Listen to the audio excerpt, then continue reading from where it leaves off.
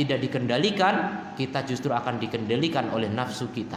Hidup kita memperturutkan nafsu, bukan mengikuti wahyu, bukan mengikuti petunjuk Allah Subhanahu wa ta'ala. Jadi nafsu dengan wahyu itu sesuatu yang berlawanan.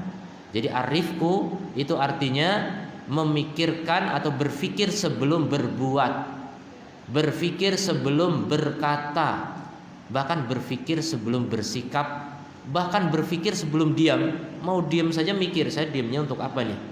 Jangan-jangan karena jaim agar dianggap sebagai orang berwibawa. Nah ini berarti nafsu. Ini berarti bukan untuk Allah. Pikir, kenapa saya diam ini? Makanya dulu ada ulama memberi solusi, kalau kamu diam dan heran dengan diammu, maka ngomong. Kalau kamu ngomong kemudian kamu heran dengan omonganmu, diam. Ini contoh solusi. Jadi nafsu itu memang harus dilawan. Kalau kamu berbicara merasa heran dengan pembicaraan itu, berarti mulai ada rasa ujub, diam. Kalau kamu diam merasa heran dengan diammu, ada rasa bangga dengan diamnya, ngomong. Jadi dilawan nafsu itu. Keinginan nafsu itu harus dilawan. Memang sulit, bagaimana hidup selalu menyelisih nafsu.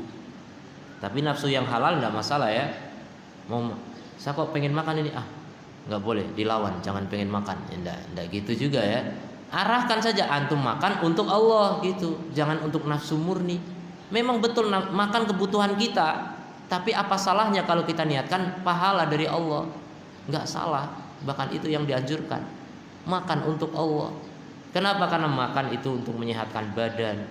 Badan sehat bisa ibadah. Jadi ada muaranya menuju Allah Subhanahu wa ta'ala. Tidak murni makan, tidak murni kebutuhan kita, tidak.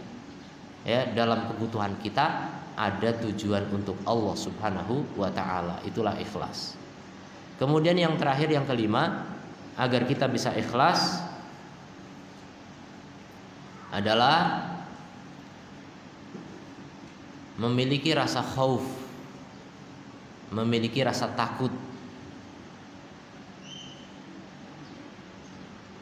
Takut kepada siapa? Kepada Allah. Takut gimana nih maksudnya? Takut ketika kita beramal, jangan-jangan amalnya tidak diterima oleh Allah Ta'ala. Kita udah beramal soleh, perasaan kita, tapi yakinkah diterima Allah? Nah kalau Anda belum yakin, Anda pasti akan takut. Dan kalau Anda takut, Anda akan ikhlas. Kalau Anda takut amalnya gak diterima Allah, terus berusaha menjaga bagaimana amal ini bisa diterima oleh Allah. Makanya di antara upaya agar amal itu diterima, banyak istighfar setelah beramal soleh. Setelah Ramadan dianjurkan banyak istighfar. Setelah tahajud, itu sholat malam dianjurkan banyak istighfar. Al-mustaghfirina bil ashar, wabil ashari hum yastaghfirun. Jadi begitu orang-orang soleh, menutup amalnya dengan istighfar. Merasa seperti bersalah gitu. Beramal soleh tapi merasa bersalah gitu, hebat. Itu baru orang yang ikhlas amalnya. Nah kita kadang-kadang berbuat salah malah merasa soleh. Itu orang paling jelek ya, orang munafik seperti itu. Orang munafik itu melihat dosa seperti lalat saja, gampang, sepele. Kalau orang soleh melihat kebaikan pun merasa jangan-jangan ini riya, jangan-jangan ini tidak ikhlas, takut, penuh dengan ketakutan hidupnya, tapi tidak sampai putus asa. Ya, seimbang antara takut dan harapan. Jadi takutnya apa? Takut amal tidak diterima.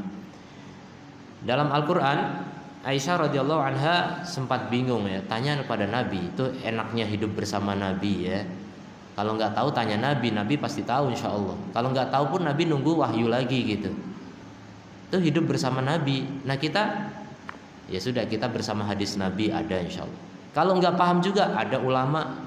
Makanya hidup indah itu kalau kita bersama ulama. Ulama nggak ada juga, ya sudah seadanya lah. Yang penting masih nyambung dengan ilmunya Nabi Shallallahu Alaihi Wasallam. Itulah hidup yang indah. Aisyah radhiyallahu anha bingung ketika Allah berfirman, alladzina yu'tuna ma atau wa qulubuhum wajilatun.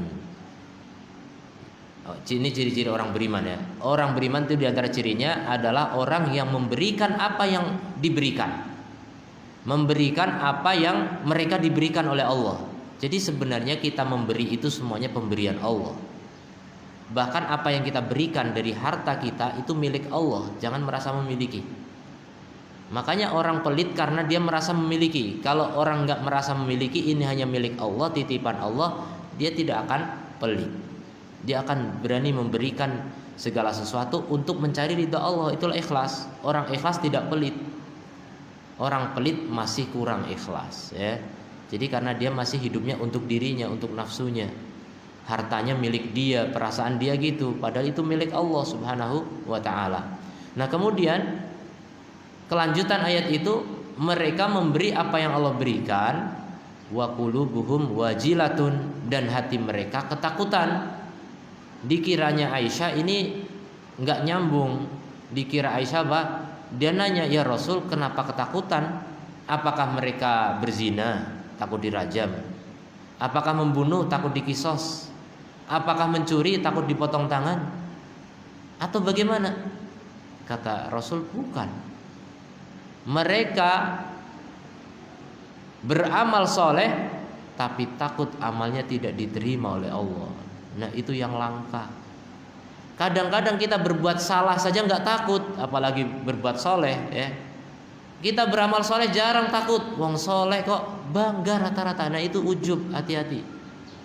Jangan bangga ketika beramal soleh, ya.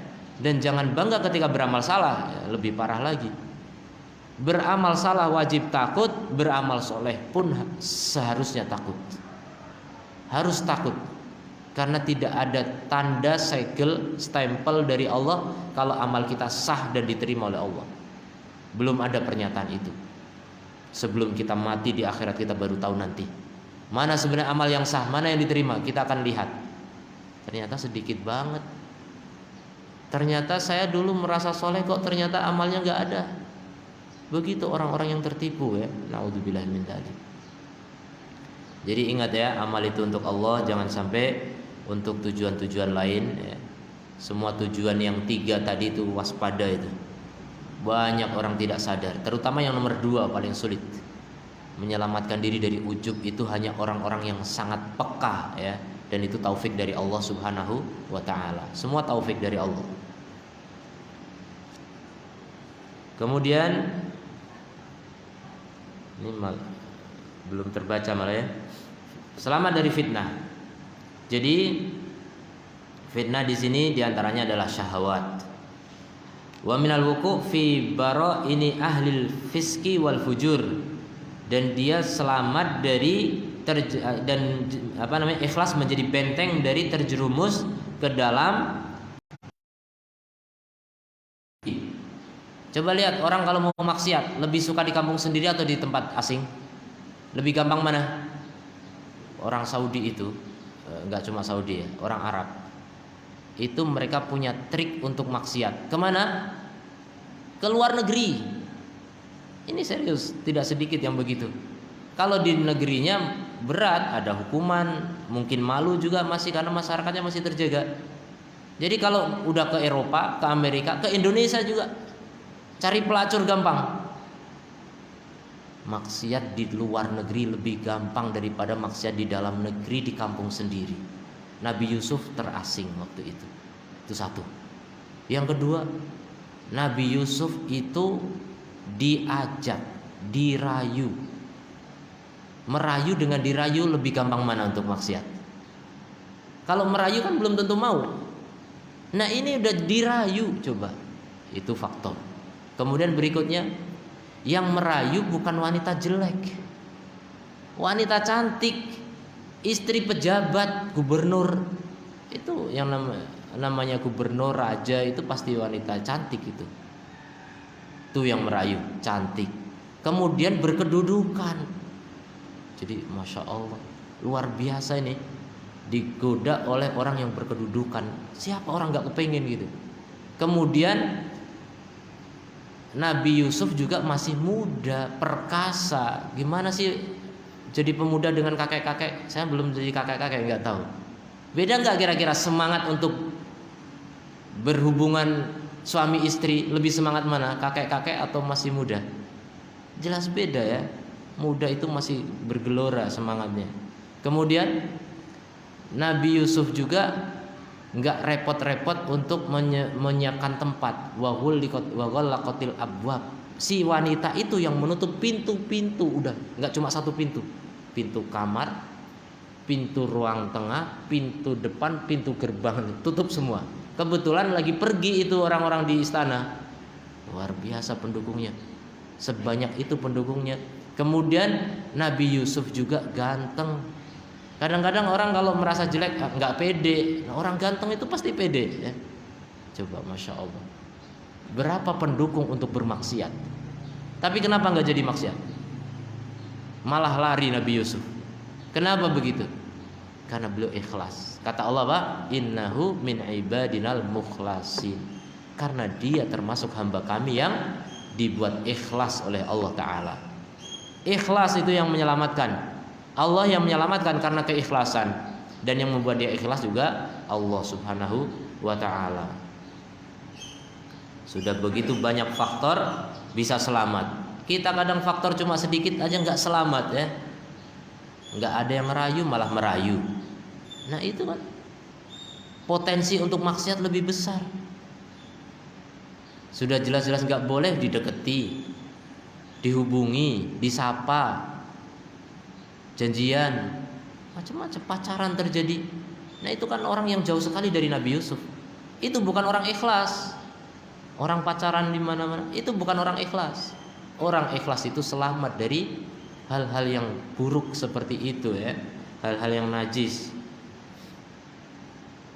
Kemudian jadi Nabi Yusuf diselamatkan oleh Allah dengan keikhlasannya min fitnatil imra'atil aziz, dari fitnahnya ya, godaannya wanita al-aziz. Falam yaskut fi wadi al-fiski wal fujuri, dia tidak jatuh ke dalam lembah kefasikan dan kefajiran. Bahkan nih Allah ceritakan, walaqad hammat bihi, si wanita itu sudah bergelora kepada Yusuf. Wa hamma biha, bahkan Yusuf pun sudah pengen. Coba lihat. Gimana itu? Sudah pengen, gimana? Manusia normal. Kalau udah impoten mungkin enggak tertarik itu. Atau sudah kelainan ya, orang yang main perempuan sampai bosan akhirnya main laki-laki. Udah nggak pengen sama perempuan. Nah itu udah kelainan. Nabi Yusuf pengen, Nabi Yusuf normal, pengen sudah. Wahamma biha, coba lihat. Laula an ra'a burhana rabbi, kalau dia tidak melihat petunjuk dari Rabb-nya, dia ingat Allah Ta'ala, selamat. Kadzalika linasrifa anhu su', demikianlah agar kami bisa memalingkan darinya keburukan, wal fahsya, dan kekejian. Innahu min ibadinal mukhlasin, sungguh dia termasuk hamba kami yang dibuat ikhlas. Enggak Allah bilang mukhlis di sini. Mukhlas artinya dibuat ikhlas. Ini petunjuk bahwa kita ikhlas pun karena Allah, biar kita enggak ujub. Hebat ya saya bisa selamat, berarti saya ikhlas. Itu ujub lagi, nggak ikhlas lagi di situ. Merasa hebat itu nggak ikhlas ya. Berat ikhlas itu ya, jangan dikira gampang. Makanya orang yang nggak belajar ikhlas merasa sudah ikhlas. Merasa sudah ikhlas itu aja ujub. Merasa sudah ikhlas itu ujub ya. Dan ujub itu tidak ikhlas. Merasa tidak riya itu juga ujub. Ini luar biasa ya, ujub ini paling sulit dihindari ya. Perasaan baik itu paling sulit dihindari. Kemudian yang ke-10, zawalul ham, hilang kegalauan, wa kathratur rizki, banyak rizki. Itu ikhlas. Dari Anas bin Malik radhiyallahu anhu qala Rasulullah sallallahu alaihi wasallam, man kanatil akhiratu hammahu, siapa yang akhirat menjadi cita-citanya, nah itulah ikhlas. Orang ikhlas itu cita-citanya akhirat. Ja'alallahu ghinahu fi qalbihi, Allah jadikan kekayaannya di hatinya. Wa jam'alahu syamlah, Allah kumpulkan kekuatannya, jadi hidupnya mudah. Wa atadhu dunya wa hiya raghimah, dunia tetap datang kepadanya dalam keadaan tunduk takluk, dunia enggak berdaya. Kalau orang tujuannya akhirat, dunia datang. Apa ada ceritanya orang mati kelaparan karena ikhlas? Karena tujuannya Allah saja hidupnya, kelaparan kemudian mati gitu. Tidak ada ceritanya. Tidak bakal. Orang yang mengejar akhirat, dunia pasti dapat. Kemudian apa? Sebaliknya, wa man kanat ad-dunya hammahu, siapa yang dunia menjadi cita-citanya, ja'alallahu faqrahu baina ainaihi, Allah jadikan kefakiran di depan kedua matanya. Jadi dia melihat kurang. Itulah orang pecinta dunia, selalu kurang. Sudah punya satu gunung emas atau satu lembah lah, pokoknya ada emas, penuh emas di situ, masih pengen gunung yang kedua.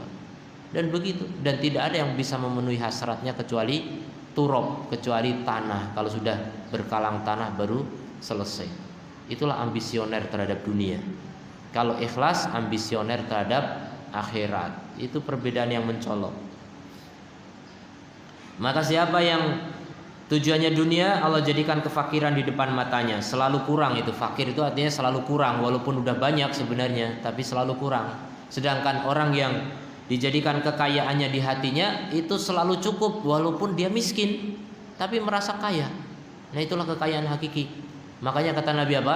Laisal ghina bi kathratil arad, walakinnal ghina ghinal qalb. Kaya itu bukan banyaknya harta, tapi kaya itu adalah kecukupan hati. Kalau hati kita merasa cukup dan puas, ya, qanaah, bahkan ridho, ya. Jadi zuhud terhadap dunia, nggak butuh lagi terhadap dunia, itu orang paling kaya, ya. Orang paling kaya itu orang yang nggak ada ambisi lagi kepada dunia.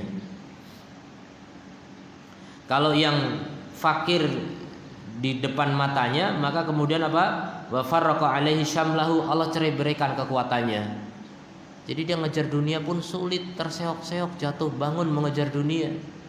Sudah dapat dunianya malah mati dia meninggalkan dunia. Kecewa, ya. Tidak sedikit orang yang mengumpulkan harta, capek ngumpulin harta sampai sakit-sakitan, hartanya cuma untuk ngobati, bahkan nggak cukup.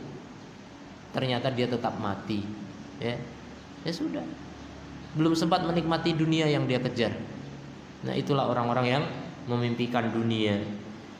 Walam ya'tihi minad dunya illa ma qad qaddara lahu, dan dunia tetap saja tidak datang kepadanya kecuali takdir. Sudah ditulis, harta antum berapa itu sudah ditulis. Ya. Ditulis berkali-kali di Lauhul Mahfuz, kemudian di takdir umri, ya. Takdir umri itu takdir ketika antum di perut ibu sekitar 4 bulan, ditulis rizki, bikat birizkihi, ditulis rizkinya. Jadi nggak lebih nggak kurang, pas sudah, nggak ada ceritanya orang mati rizkinya belum selesai gitu, nggak ada. Itu udah pas, Allah Maha tahu, Maha tepat perhitungannya. Kemudian apa? Ditulis lagi setiap tahunnya, ini dapat rizki apa nih tahun ini. Ditulis lagi setiap harinya oleh malaikat, ya. Jadi seperti itu, ya. Dunia tidak datang kecuali yang ditakdirkan saja.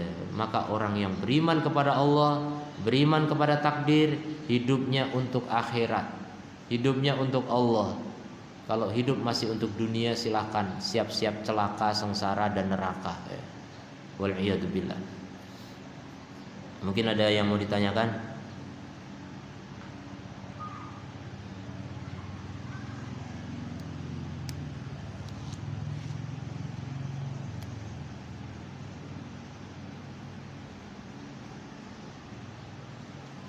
Tidak ada, ya. Kita tutup. Subhanakallahumma wa bihamdika asyhadu an la ilaha illa anta astaghfiruka wa atubu ilaik. Assalamualaikum warahmatullahi wabarakatuh.